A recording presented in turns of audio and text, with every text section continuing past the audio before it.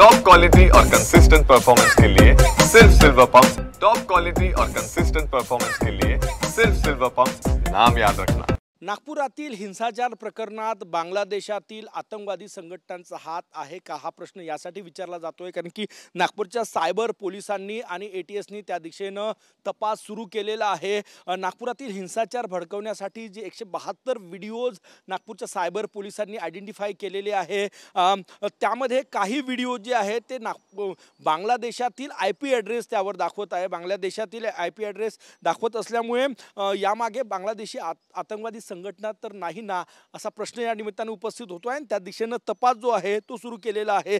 बांगलादेशासोबतच इतर काही देशांमधल्या आयपी ॲड्रेसवरून हिंसाचार घडवण्यासाठी ते व्हिडिओ प्रमोट करण्यात आले, व्हायरल करण्यात आले।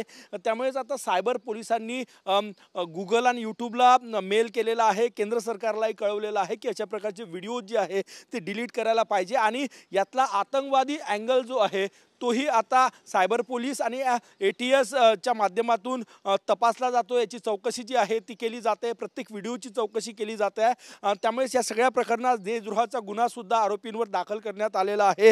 जे व्हिडिओज कारण की सोमवारी सकाळी विश्व हिंदू परिषदेचं आंदोलन झालं, त्याचे काही व्हिडिओज तयार करण्यात आले ज्यामुळे हिंसाचार भडकेल आणि ते व्हिडिओज व्हायरल करण्यात आले। त्यानंतर सोमवारी रात्री दंगल लागली असा संशय जो आहे तो पोलिसांना आहे आणि त्यामुळे यामागे आतंकवादी संघटना बांगलादेशातील यांचा हात आहे का याची चौकशी जी आहे ती आता सायबर पोलिसांनी सुरू केलेली आहे आणि एटीएसही त्याबाबतची चौकशी करते।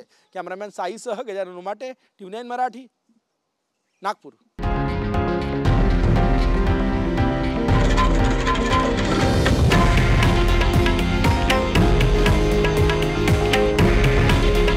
हे आहे देशातील नंबर 1 न्यूज नेटवर्क आणि आपण पाहत आहात TV9 मराठी।